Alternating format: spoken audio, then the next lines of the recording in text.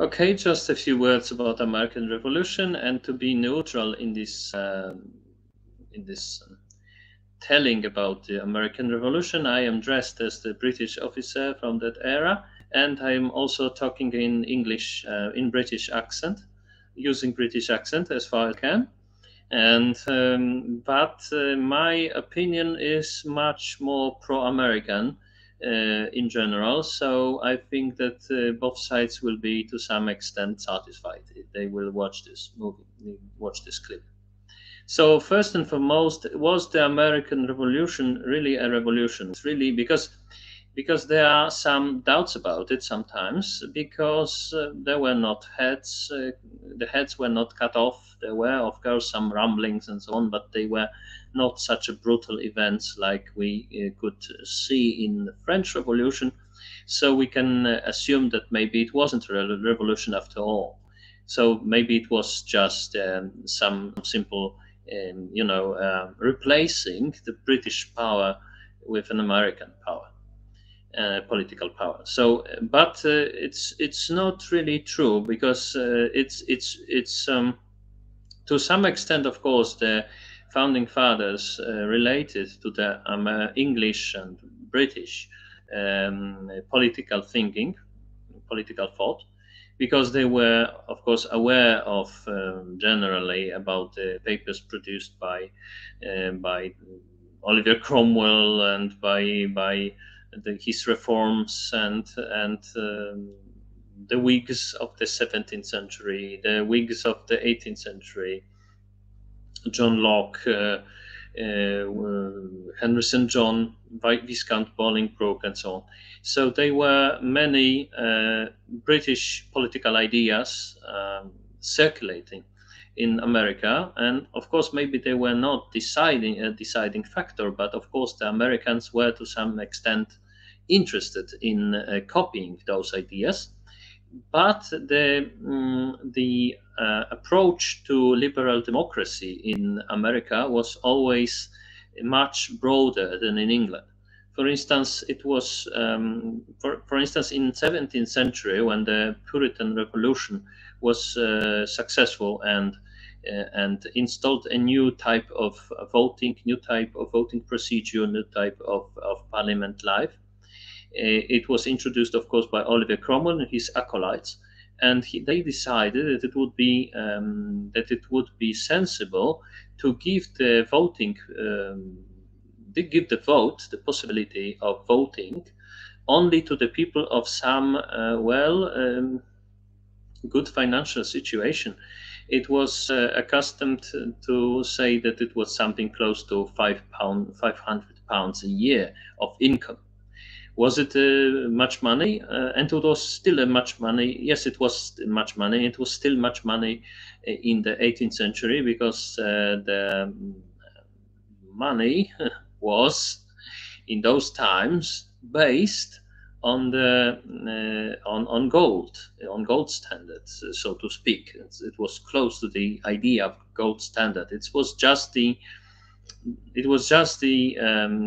political reality in which the money was really gold, and when it wasn't, then you only had some papers which were representing the gold. So it was very close to gold standard way of thinking, although it wasn't a gold standard per se, exactly. Okay, so the inflation from 17th century to 18th century was almost like nothing when compared to how inflation grows in our times after President Nixon's reform and the fiduciary, the world of the fiduciary money. Okay, so which is not really backed by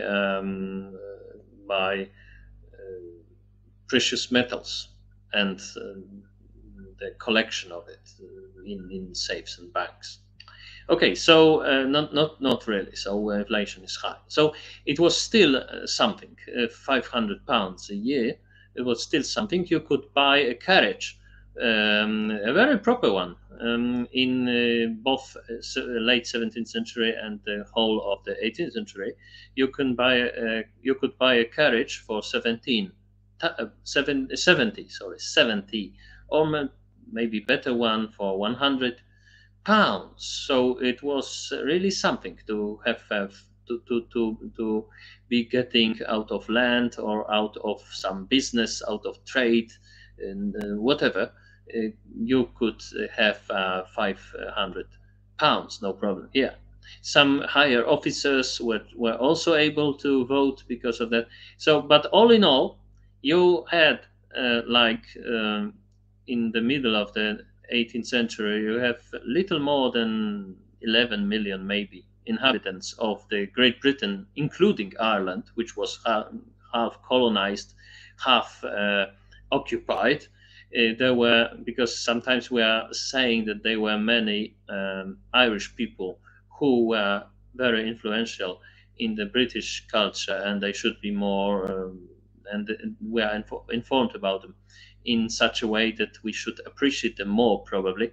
But as far as it's true about, for instance, I don't know, Oscar Wilde in 18th century, in 18th century, those people like Edmund Burke, Jonathan Swift, or Arthur Wellesley, the Duke of Wellington, the famous military commander, that they should be appreciated as Irish. It's absurd, because they were only Anglo-Irish. They were only just English who were living in Ireland as an elite. Of course, those people could vote for the parliament in Westminster, by the way. So, and the Scots, after the Union, the real Union from of 1707, the Scots were also sending their representatives to London, to Westminster, to the parliament.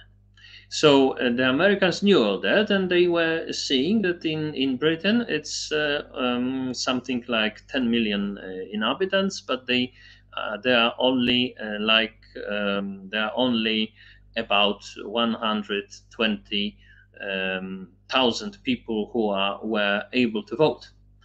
So what the Americans planned, it happened to some extent involuntarily and to some extent voluntarily. What they've planned for the United States of America when it was created by the Declaration of Independence 1776, they started as a very broad-based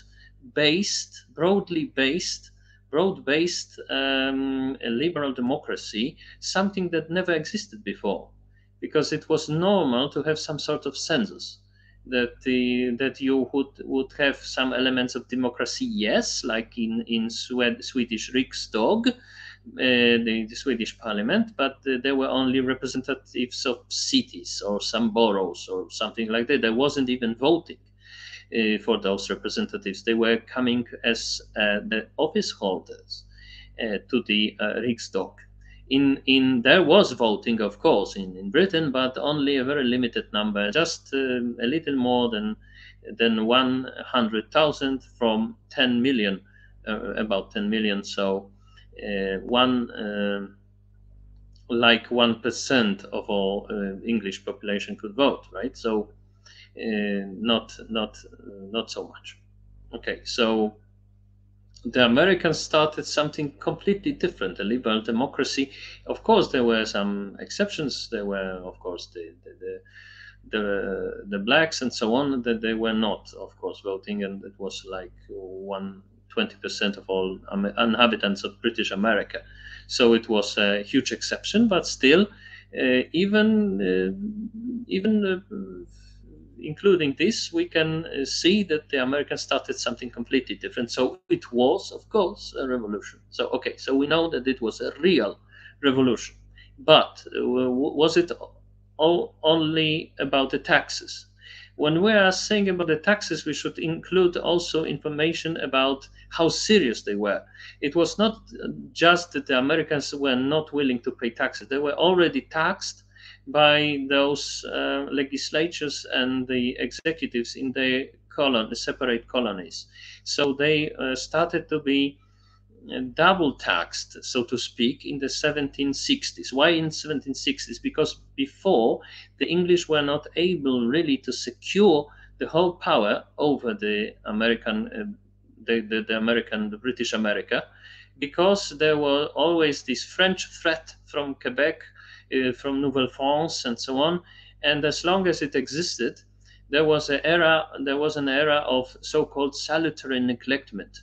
The London politicians and the Londoners, the Westminster, they were not so interested in the details of American politics. So it was a very favorable situations for the Americans. But when the French were beaten in the 7 years war, then the situation changed drastically. The English wanted to to make a closer link between London and the British America, and the taxation became visible. So this taxation was a taxation in form of, for instance, the Stamp Act. So every printed page was taxed. What it really meant was that they were antagonizing the whole class of people who write more and read more than average. So they were antagonizing precisely the people who were not the poor, but the elites. And they made the American elites, to the huge extent, much more hostile towards London than before, especially by using the Stamp Act. So the American writer, the American reader of books, they were taxed, and they felt it. And it was really something. So, for instance, okay, so this is one thing. The other thing was that according to the universal laws of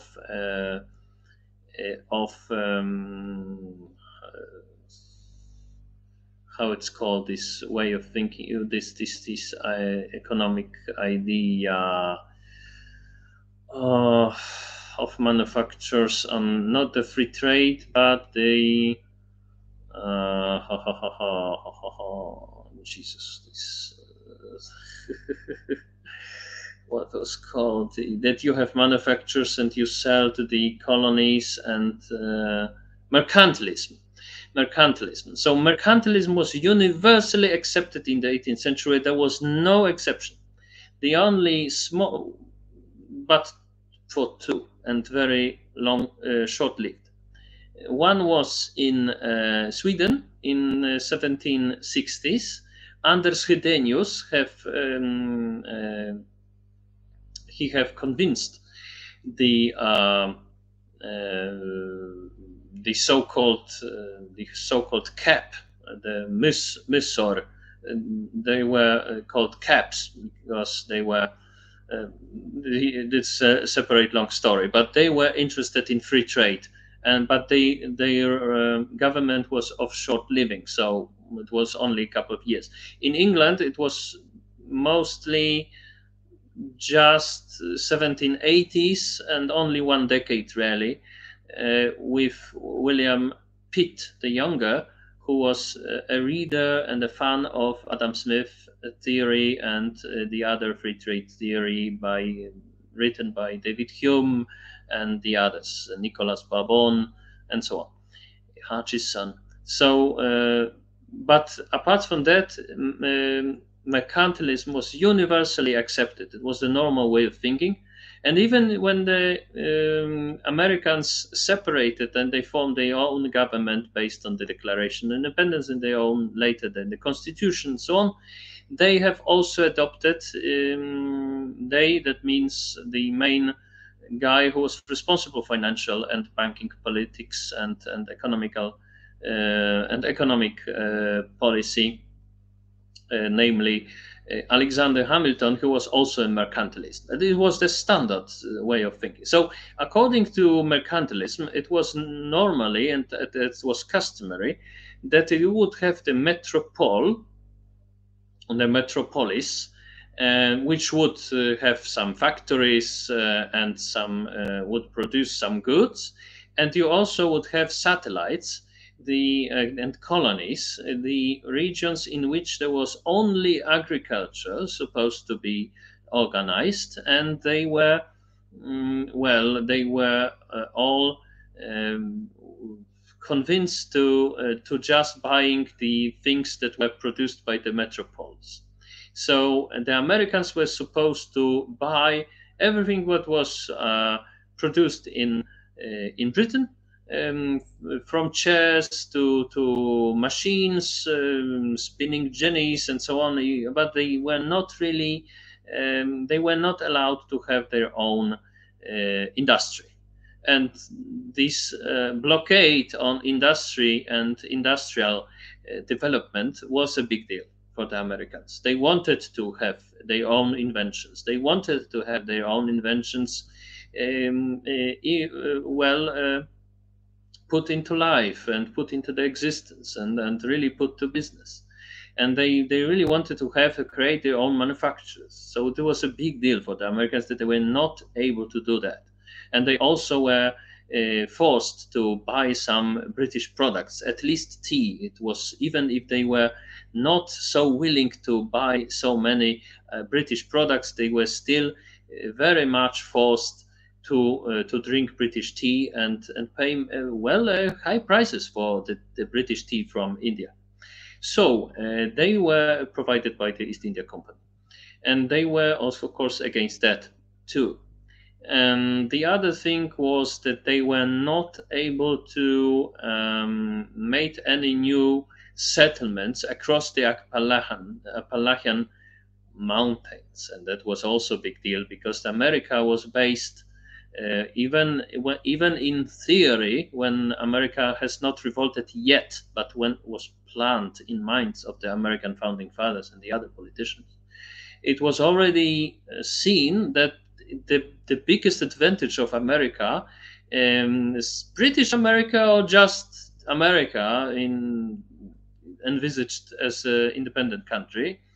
It was seen that the biggest advantage is that they would be able to give to all people who would like to settle there free or cheap land, and there was no limitation. So there was so this ban on settlements across the Appalachians, it was the first limitation, it was the first blockade. So it was only also a very interesting fact. And what about no taxation without representation? It's, of course, it was so to some extent the core of the problem, but we are usually thinking as the British Whigs, who are sympathetic for the British colonists in America, for the British America.